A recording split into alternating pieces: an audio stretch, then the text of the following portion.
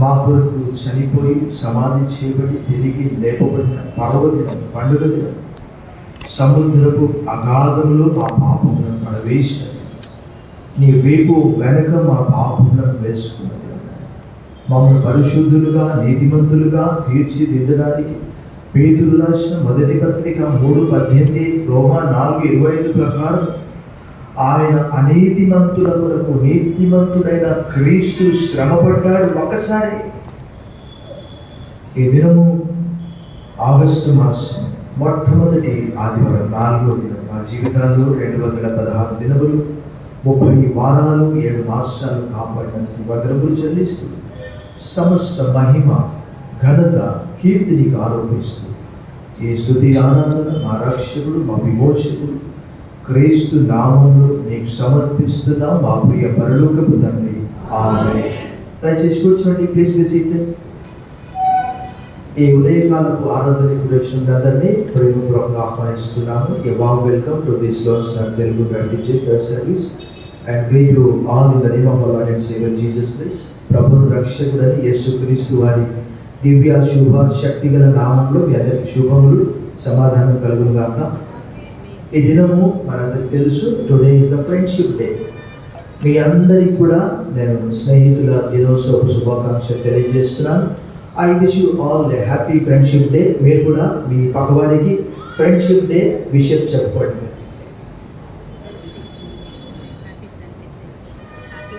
Wish you all happy friendship day.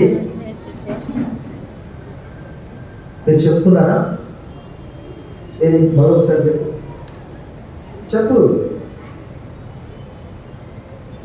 చాలా సంతోషము. నేను చిన్న టెస్ట్ అని చెప్పి ఒక 1 minute తర్వాత ఒక ఇంగ్లీష్ పాట, what a friend we have in Jesus, అదే ప్రీతి గల మన యేసు అనే పాట పాడతాను. మీ అందరికీ తెలుసు, జూన్ మాసము 17 నుంచి 22 వరకు నేను హాస్పిటల్లో అడ్మిట్ అయ్యాను. తర్వాత మళ్ళీ జూలై మాసం 16 నుంచి 19 వరకు మరలా అడ్మిట్ అయ్యాను. ఎందుకంటే స్టోన్ సైజ్ పెద్దగా ఉంది కాబట్టి 2 సార్లు పగలగొట్టాను. అయితే రెండవసారి పూర్తిగా రాళ్ళను పిండి చేసేసారు. నాకు ఈ స్టోన్స్ అనేవి దాదాపుగా 2006 నుంచి ఫామ్ అవుతున్నవి. దానికి కారణం కూడా చెప్తాను. ఒక విలేజ్లో 4 years పనిచేశాను. అక్కడ దాదాపుగా 22 years క్రితం. అప్పుడు ఫిల్టర్ వాటర్ లేవు. ఆ ఊరిలో ఫ్లోరైడ్ వాటర్. సో ఆ వాటర్ క్రమంగా 4 years రావడం వల్ల చిన్న స్టోన్ ఫామ్ అయింది 6 mm. అది మొదలుకొని 2006 నుంచి, అంటే అక్కడ 2002 నుంచి 2006 వరకు పనిచేశాను. 2006లో మళ్ళీ బయట కాలేజ్ వెళ్ళినప్పుడు వీడికి వరకు అక్కడ డిసెంబర్ మాసంలో పనిచేసింది. అది మొదలుకొని దాదాపు 2006 నుంచి 2013 వరకు 13 mm అయింది. ఆ 6 నుంచి 13 వరకు 4 సార్లు ఆపరేట్ చేసుకున్నాను. తర్వాత 2014 13 దాటిన తర్వాత దాదాపు పెద్ద స్టోన్ ఫామ్ అయింది 25 mm. ఈ నా కిడ్నీల స్టోన్ బాధ 11 సంవత్సరాల బాధ దాదాపుగా. ఆ 11 సంవత్సరాల బాధను దేవుడు మొన్నటి ఆపరేషన్తో ఒక్క రాయి కూడా లేకుండా, రిపోర్ట్లో నాకు first time no calculi seen in both kidneys అని అంటే నేను ఎంత సంతోషపడ్డాను. చప్పట్లు కొట్టి మనం దేవుడు. సరే, మనీ అయితే ఖర్చు అయింది మనకు దాదాపు 2 లక్షల రూపాయలు. దానికి దేవుడే ఖర్చు పెట్టాడు, మనం కాదు. అయినప్పటికీ కూడా ఆ స్టోన్స్ ఒక చిన్న స్టెంట్ ఉంది. ఆ స్టెంట్ రేపు సోమవారం వెళ్ళి అడ్మిట్ అయితే ఉదయం సాయంకాలం వరకు తీసేస్తారు. దానిపై కూడా ప్రార్థించండి. డాక్టర్ అన్నాడు రెస్ట్ తీసుకోవాలన్నాడు, కానీ నాకు వాక్యం చెప్పకపోతే నిద్ర కూడా రాదు. ఆ లోపల ఎర్మియా అయితే ఎలా అయితే లోపల బర్నింగ్ అవుతుందో నాకు అలా అన్నమాట. సో ఈ దినం మనము స్నేహితుల దినోత్సవం కాబట్టి ఒక వండర్ఫుల్ పాట ఆంగ్లంలో వచ్చినటువంటి వాళ్ళు, తెలుగులో వచ్చినటువంటి వాళ్ళు, what a friend we have in Jesus అనే ఒక పాట నేను పాడతాను. వస్తే మీరు కూడా పాడండి. What a friend we have in Jesus, all our sins and griefs to bear. What a privilege to carry everything to God in prayer. Oh, what peace we often far away. Oh, what needless pain we bear. All because we do not carry everything to God in prayer. Have we trials and temptations? Is there trouble anywhere? We should never be discouraged. Take it to the Lord in prayer. Can we find a friend so faithful who will all our sorrows share? Jesus knows our every day. Take it to the Lord in prayer. Are we weak and heavy laden? Covered with the Lord of care. Precious Savior, still our rescue. Take it to the Lord in prayer. Though thy friends despise forsake thee, take it to the Lord in prayer. In His arms and take and shield, thou wilt find a solace there. Priti galamana Yesu, ento goppa మిత్రుడు. మితి లేని దయాచేత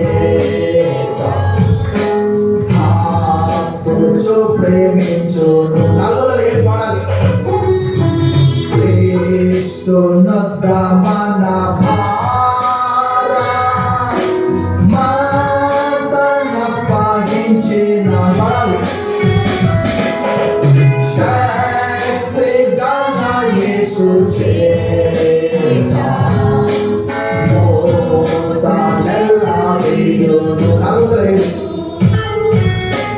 నీతి గల మన యేసు, స్తుతి గల మిత్రుడు. మృతి పొంది కృపతో శాంతి కలిగించు.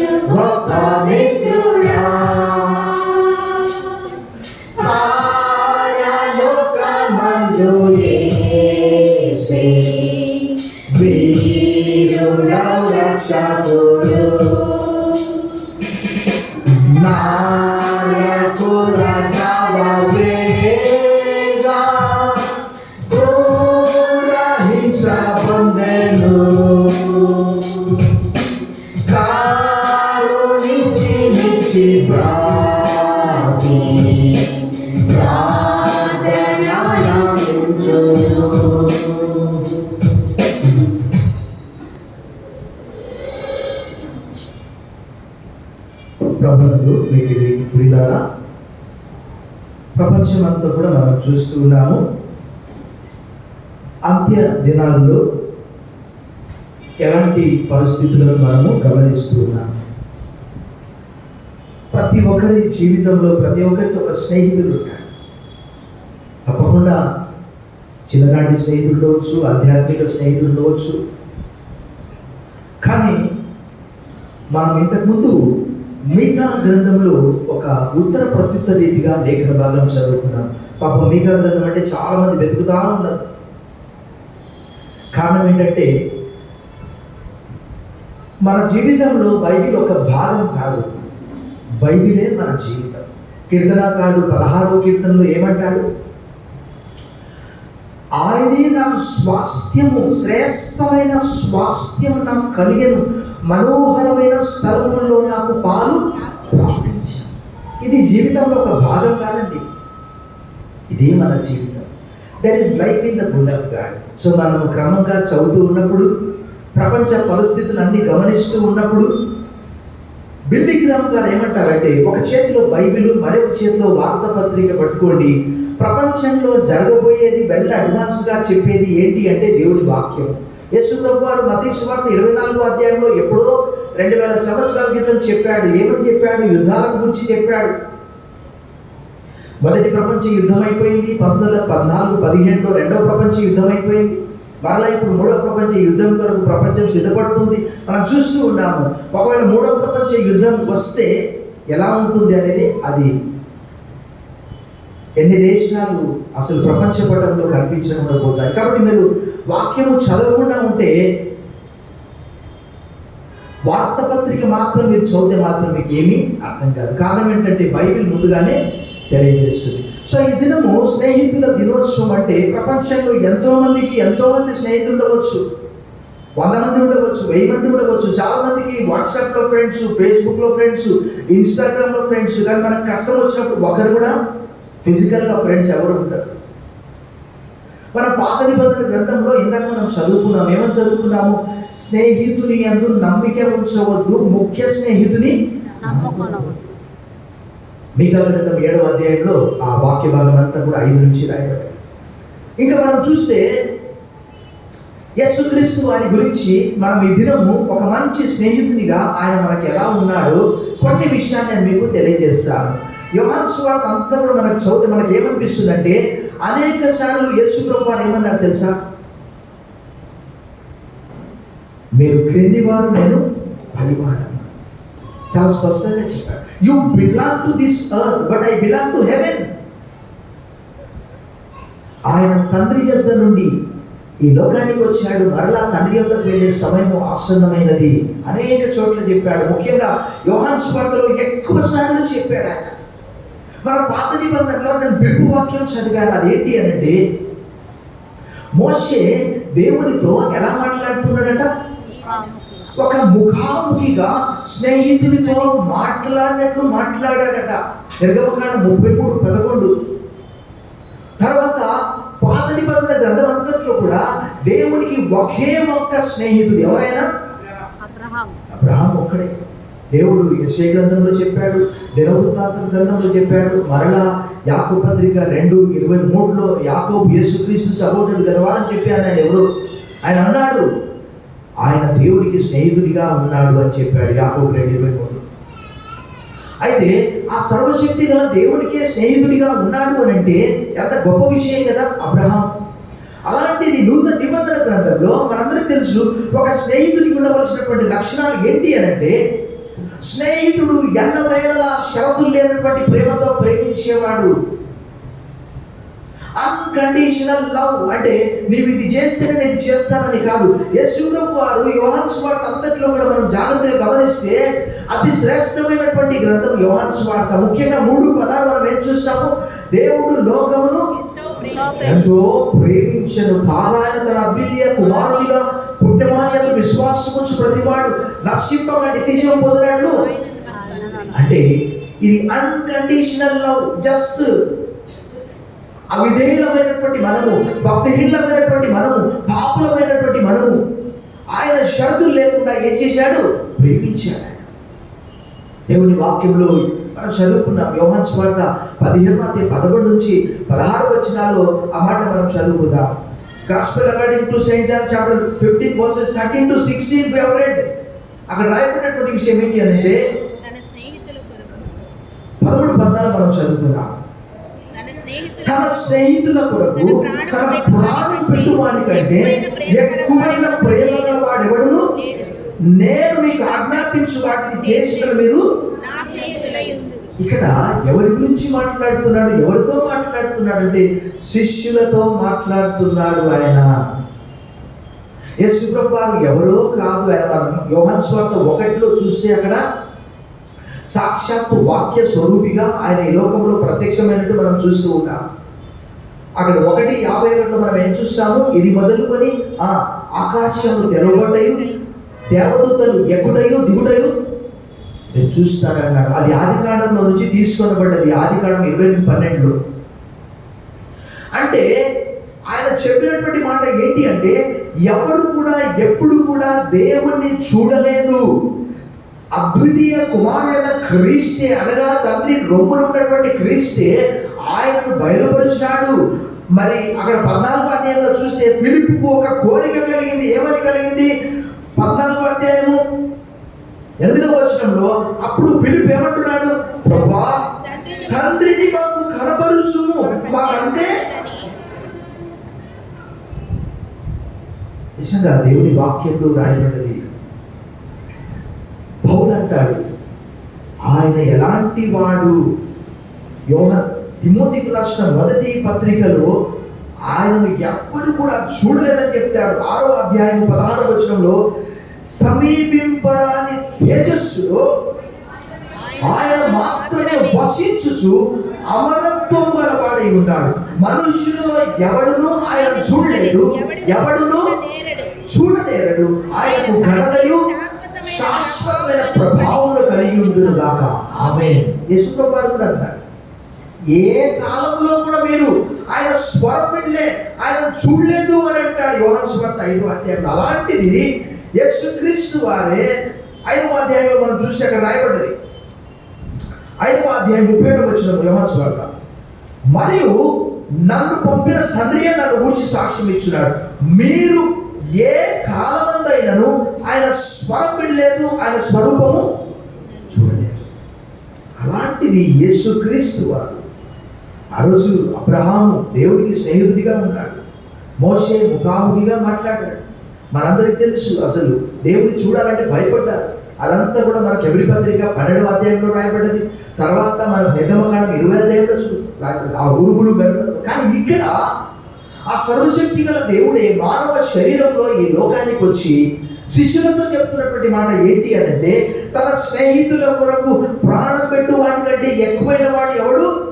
అంతకంటే ముందే చెప్పాడు ఆయన. ఏంటి అంటే మంచి కాపరి తన గొర్రెల కొరకు ప్రాణం పెడతాడని చెప్పాడు. 10వ అధ్యాయం 11వ వచనం. ఇదంతా ఆయన గురించే చెప్తూ ఉన్నాడు.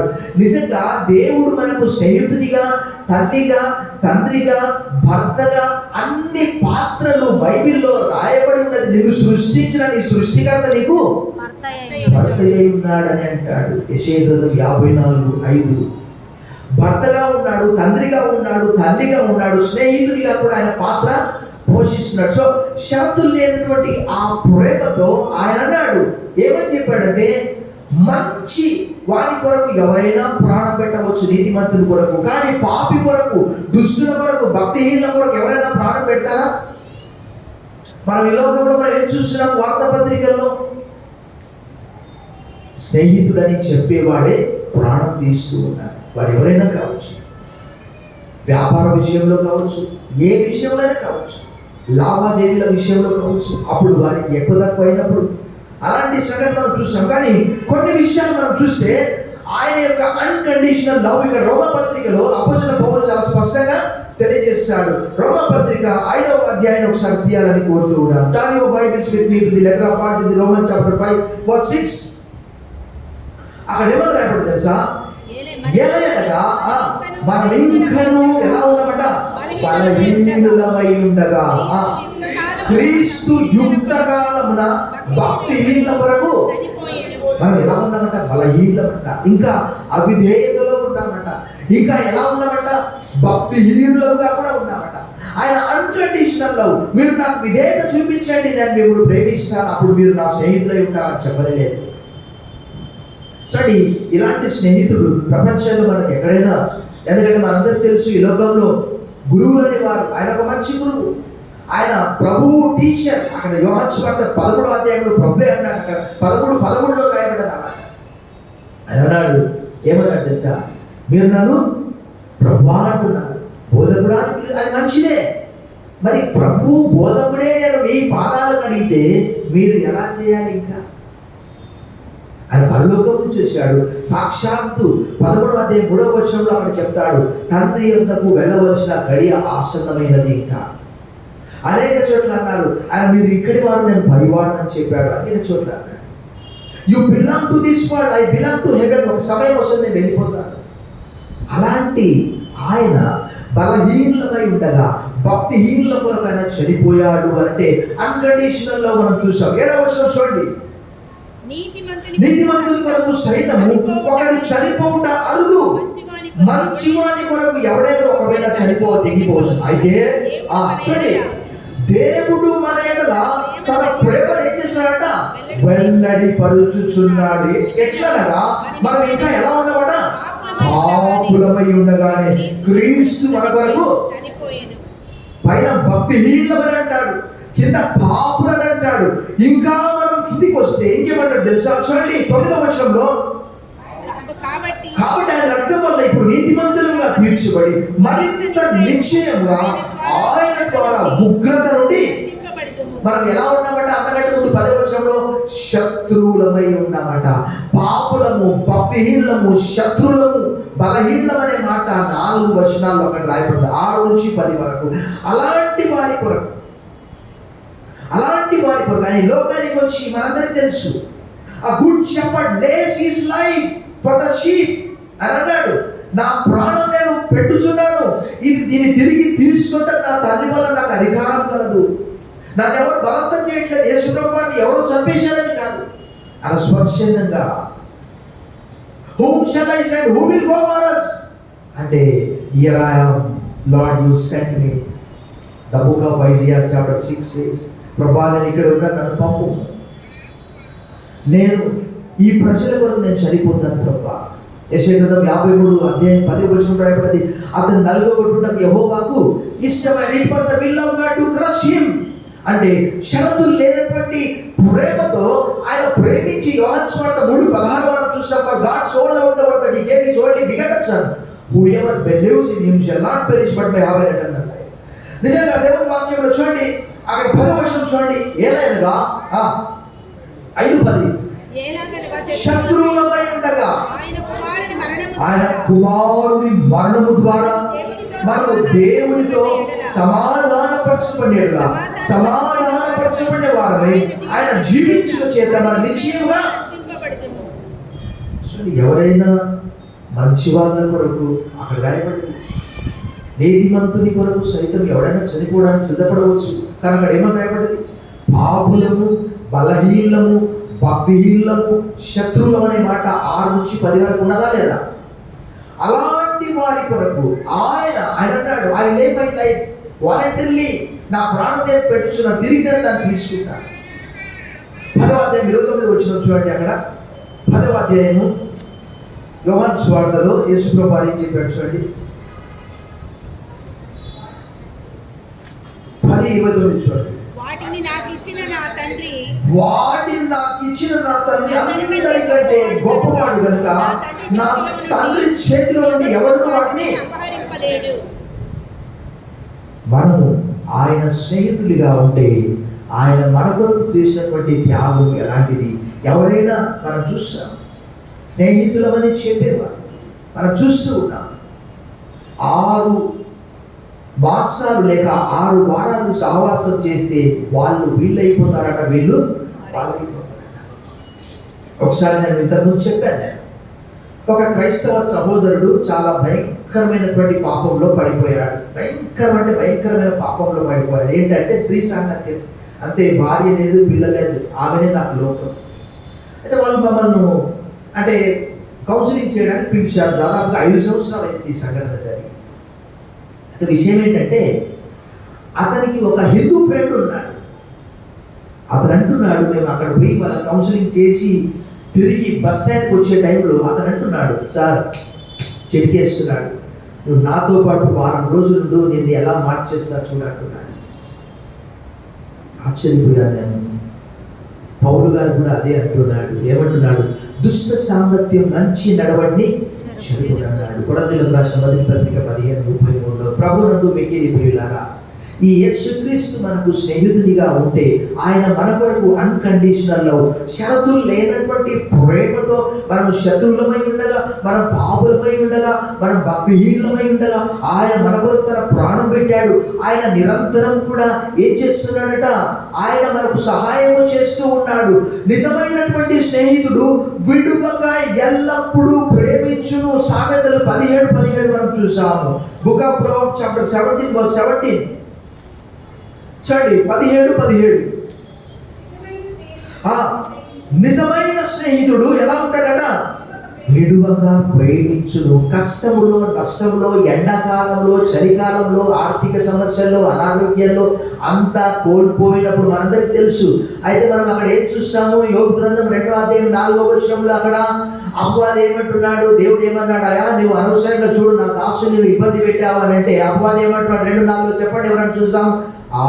చర్మానికి చర్మము, ప్రాణానికి ఆస్తి కోల్పోవడానికైనా సిద్ధపడతారు అంటే చూడండి, ఆ అపవాది ఎంతగా తనను శోధించినప్పటికీ కూడా ఆయన ఎలా ఉన్నాడు? విశ్వాసంతో, నమ్మకముతో, యథార్థంగా ఆయన ఉన్నాడు. అన్ని కోల్పోయినప్పటికీ ఆయన ఒకే ఒక మాట అన్నాడు, the Lord has given, the Lord has taken away, blessed be the name of the Lord. Yehova ఇచ్చెను, యెహోవా తీసుకొని పోయి, యెహోవా నామమునకు. అపవాది అంటున్నాడు, అయా చర్మానికి చర్మం 2:4, ప్రాణం పోతుందంటే అంతా కోల్పోవడానికి సిద్ధమే. కానీ చివరికి యోబు యొక్క యథార్థతను బట్టి మనందరికీ తెలుసు.